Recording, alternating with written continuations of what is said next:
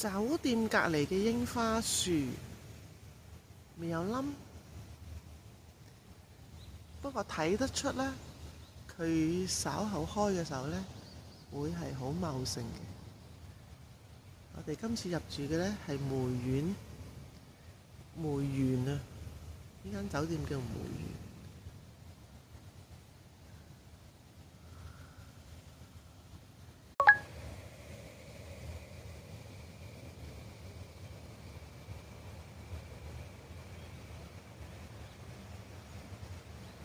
呢啲係比較年輕啲嘅啦，呢幾棵都係未開嘅。